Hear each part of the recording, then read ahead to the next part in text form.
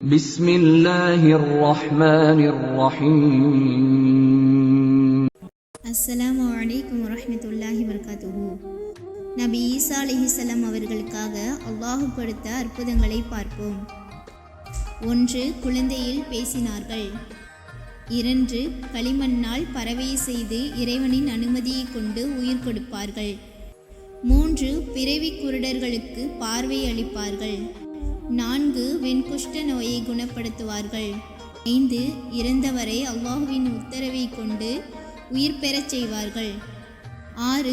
பிறர் சாப்பிடுவதையும் வீட்டில் சேமித்து வைத்திருப்பதையும் அறிவார்கள்.